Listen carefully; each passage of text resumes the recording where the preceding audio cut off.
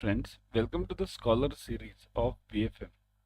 In this, we are covering the important objective questions, important theory, and various numericals. So follow the series completely. Okay, let's start.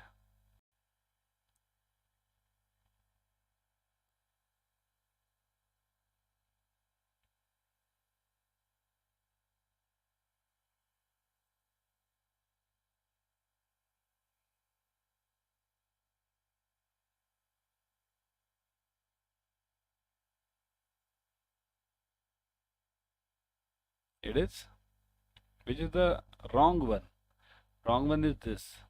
The last country to join ACU is Myanmar. Myanmar with effect from 2010. Myanmar is not the last country. Okay, Myanmar has joined long back in 2003, 4 almost 2, 3, 4 at that time. Remaining all are correct. There are 9 countries in ACU.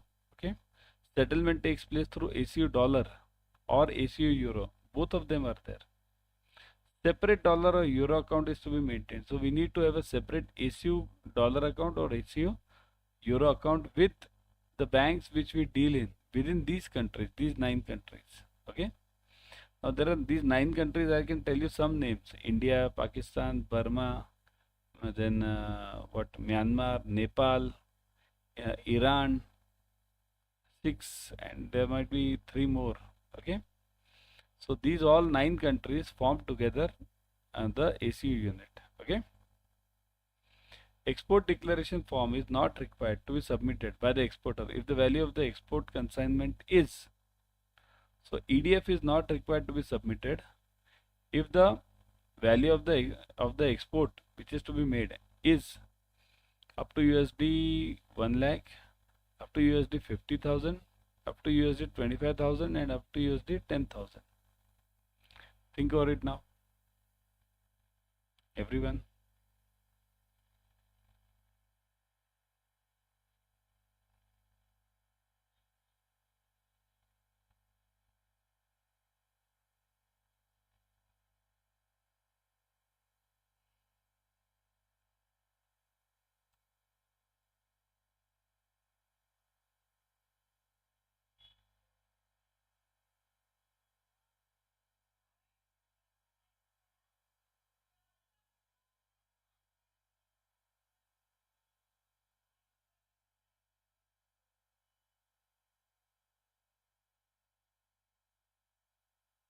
Yeah, the answer is yes, everyone.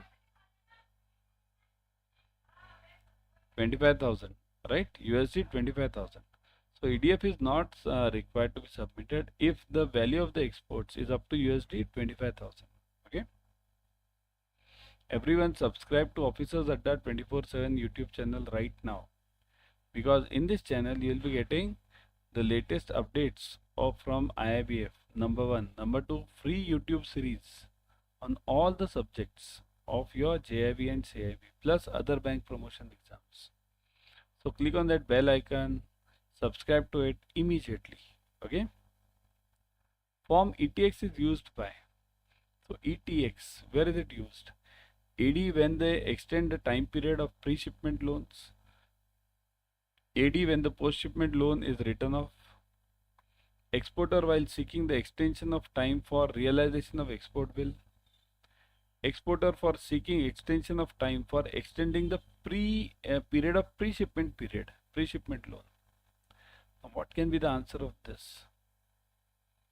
When they extend the time period of pre-shipment loans, or written off, or extension of time for export bill, or pre-shipment loan. Think over it. How many of you have started the studies? Tell me. Sincerely tell me. How many of you have started the studies? Type in the comment section if you have started the studies. Give me the answers also in the comments only. If you have started the studies, tell me. Have you started the studies? Everyone? Type yes. Yeah. So the answer is over here. What is the answer? Think. Is it pre-shipment? Is it written off? Is it extension of time? Is it that pre-shipment loan, extension for pre-shipment loan. Think over it.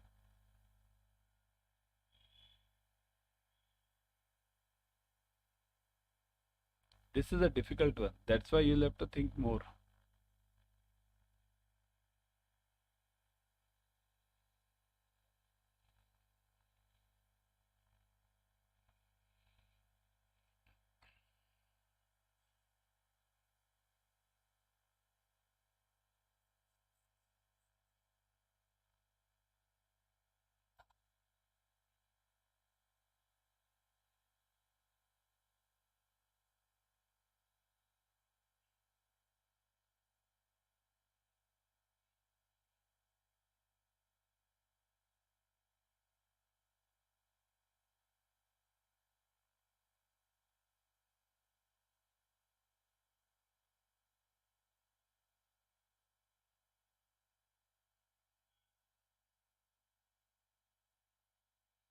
The answer is ETX form. See this. ETX full form is extension form. Extension. Actually, it should have been EXT, but they call it ETX. Extension. The extension is always received for realization of export bill. Whenever your export bill is not realized within the time. Now, what is the time period? It is generally, earlier it was 12 months. Now, because of that COVID, RBI started 15 months. Okay. So if your bill is not realized within 15 months, then you'll have to submit the ETX form to RBI through the AD, means through the bank. Okay. The credit directly extended by the overseas supplier to the of goods to the importer is called as. I told you I'll be discussing this supplies credit when the subject topic comes. Okay. So now think over it. What did I tell you? I'll be discussing the supplies credit when the topic comes. So now the topic has come. See this. What did we discuss earlier in buyer's credit? This was a buyer. Buyer was from India, right? Buyer was from India. He arranged for the credit from USA. USA. Some bank he arranged. Bank. Okay. Bank. So bank gave him the loan. Okay. And then what did he do? By getting this loan,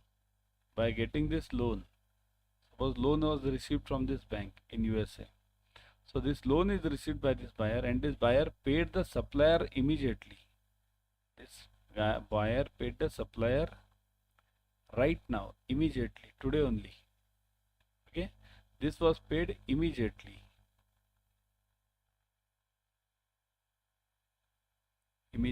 Okay. Now the difference between supplier's credit and buyer's credit is, here this bank is not giving the loan, so this is not there. Only this part is there. So here what will happen? This immediately will not be there. So this supplier will be supplying to this buyer with a credit period. Credit period means the supplier will be supplying for, let's say, 2 months, 3 months duration. Means I'll give you the goods now, you pay me after 2 months. So whenever any goods are sold on credit, on udhari, then that is called as what? Credit directly extended by the overseas supplier. So that is called as buyer, supplier, trade and ECB. Answer is simple. ECB, supplier's credit, right? Again, remember, buyers and suppliers are the part of trade credit only. Okay, remember this. Got it? Next one. No person in India can import or export unless she has obtained the following: import export code number from DGFT, authorization for DGFT from DGFT, authorization from RBI, import export code number from RBI. Now this is a simple JAIIB question. Okay, let me see how many of you can answer this.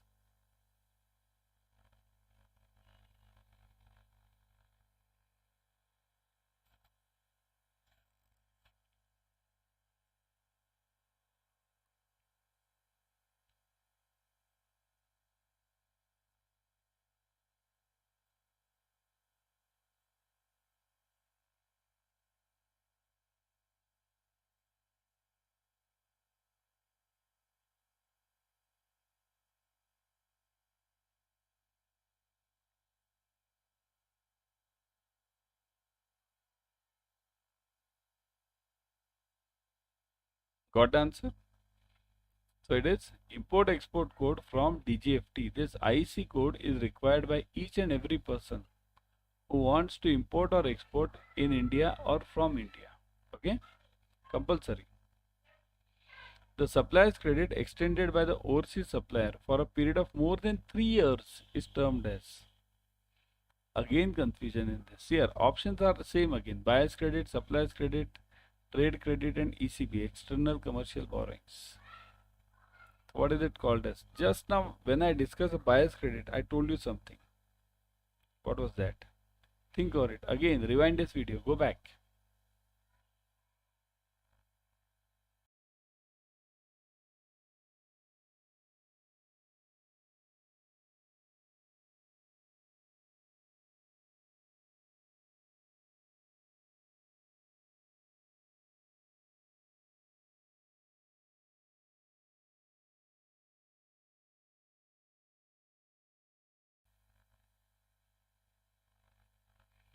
So, I told you that it is ECB, external commercial borrowing. Whenever any loan is beyond 3 years, it is called as ECB. See here, it's simple. Okay. Below 3 years, less than 3 years, and 3 years and above. What? 3 years over here. Okay. So it is ECB over here, ECB. And this is trade credit, trade. Now this trade credit is of two types, buyer's credit and supplier's credit. Okay, this is a basic classification between all these. So the answer over here is D, ECB, external commercial borrowing. Okay. The decrease in value, foreign value of the foreign exchange rate, which is done during the market due to the market forces, is called as what? So decrease in value of the this foreign exchange, which is done due to the market forces, is called as what? Think over it. What will be called as? Now look at the options: appreciation, depreciation, devaluation, and revaluation. Quite simple to answer. Think over it. Think over it.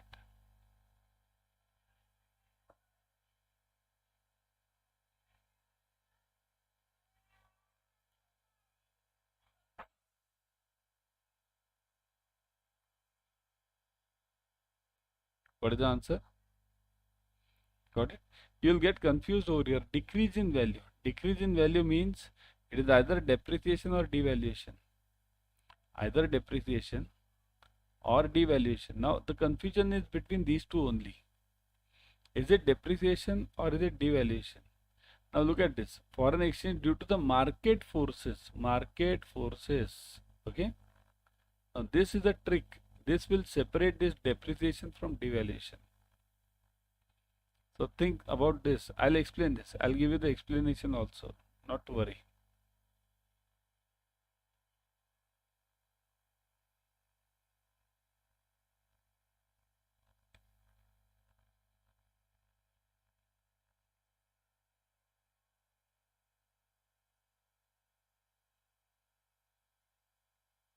It is, see here, whenever market forces do anything, it is called as depreciation. Market forces. Okay, I'll mark this over here. Market forces. And devaluation is done when?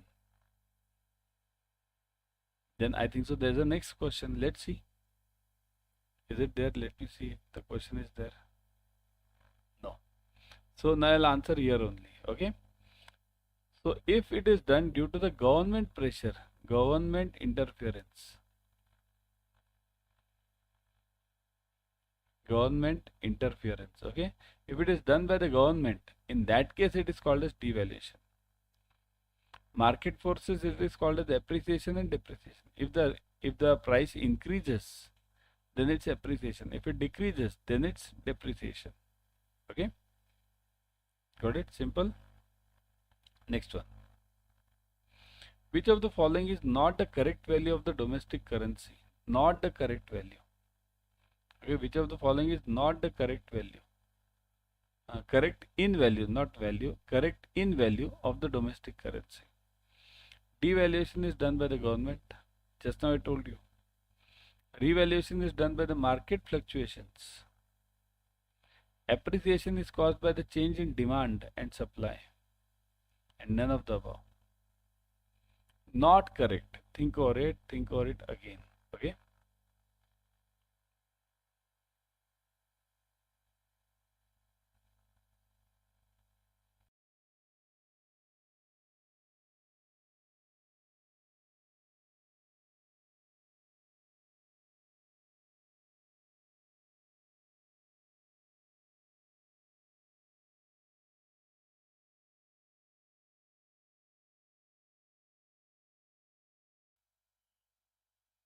What do you mean by not correct? Not correct. Okay. Devaluation is done by the government. Okay. So is this correct? What did I tell you just now? Appreciation, depreciation is done by the market forces. Devaluation and revaluation is done by the government. So this is correct. So this is true. But I want false. So this is not the right answer for me. Revaluation is done by the market fluctuations. This is the catch. Okay. So this is false. Right. Appreciation is caused due to the change in the demand and supply. So demand and supply, that is appreciation, depreciation. So that is true. So we want not correct. Not correct is this. B is the answer. Revaluation and devaluation are done by the government. They are not done by the market forces. Okay. Market forces do appreciation and depreciation. Okay. Again, everyone, subscribe to Officers Adda 24/7 YouTube channel. Also download the this Adda 24/7 app on your mobile. Both the things you should do it now. Okay. Which of the following is correct? Devaluation in value of the domestic currency is caused due to the fluctuations in the demand and supply. Devaluation in the value of the domestic currency is done intentionally by the government. Appreciation is done intentionally by the government. Both A and B.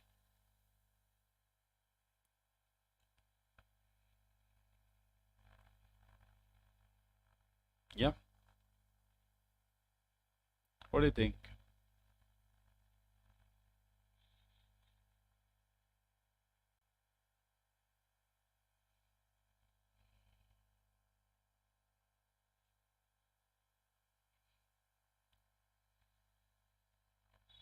I am watching you. What should be the answer? Think over it. In the comment section. Give it in the comment section, everyone.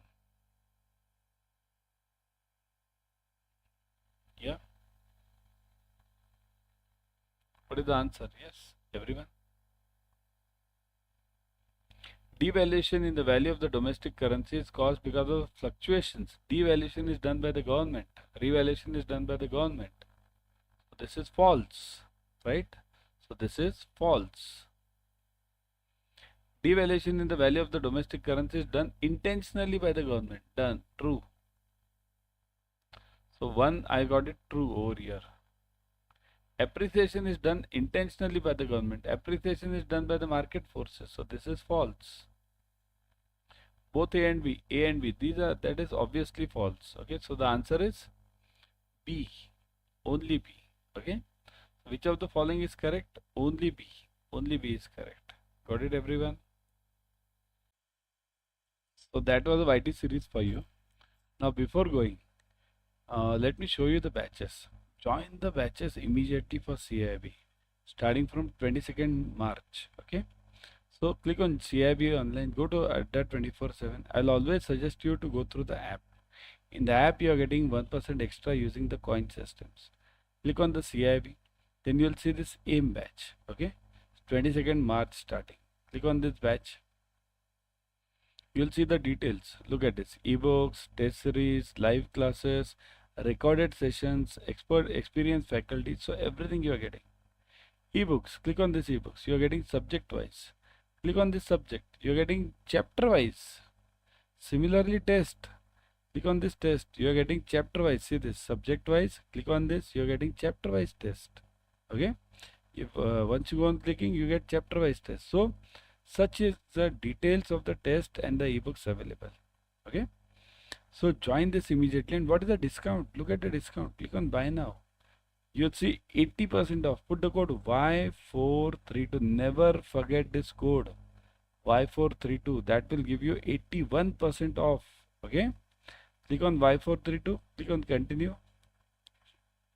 You're getting 81% off. Look at this. Y432. Click on apply. Look at this. 80% off plus 1% using the app. Okay. So such is the huge discount you get.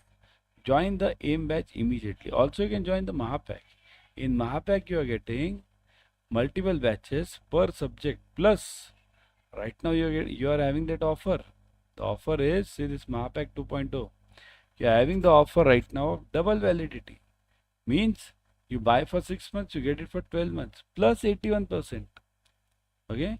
Don't forget the code Y432. Click on apply. Say this 80%.